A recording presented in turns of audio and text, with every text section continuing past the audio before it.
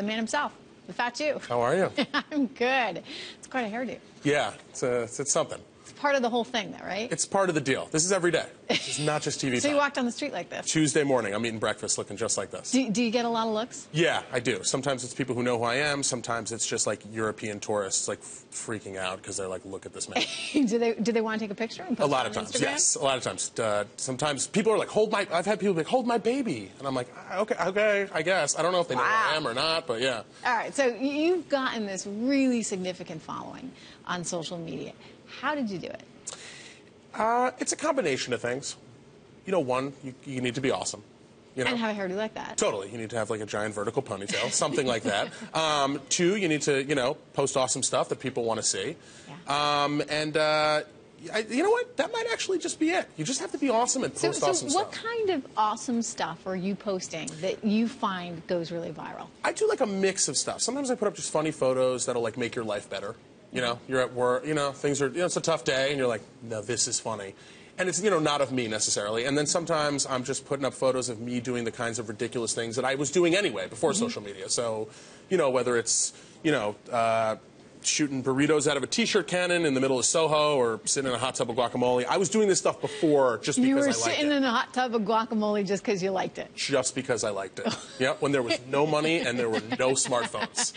And now you get to take a picture now and get paid for it. That's right, which is unbelievable and pretty great. So brands are coming to you and right. saying, hey, we want your endorsement. That's right.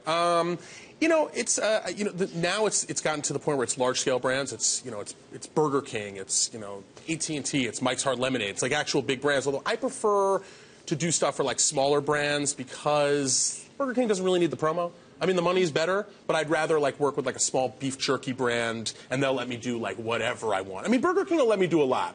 But these, like, a couple of guys who own a beef jerky company, they'll make me a jacket out of beef jerky, like a leather jacket. I can wear it in a photo, and I like to help the smaller brands. So where do you take this? Where does it go next? Yeah, I mean, what happens? I don't know. That's really, I'm wondering too. My dad wanted me to be a dentist, but I decided somehow I ended up doing this instead. Somehow I ended up with this. But the brands are really, they're letting me do what I want. It used to be a lot of, they were like, that's too much, it's too much. But now, kids who were sort of born out of the internet, they've seen it all. So, like, this stuff isn't even shocking to them. When I'm in a hot tub full of guacamole for Taco Bell, kids are like, that's cool. Whereas, like, 15 years ago, that might have been, like, shocking. What do you think the craziest thing is that you've done? Oh, man. You mean in general? You mean in my life? We don't have enough time today. How much time do you have? But I get about 30 seconds. Probably can't say it on the show.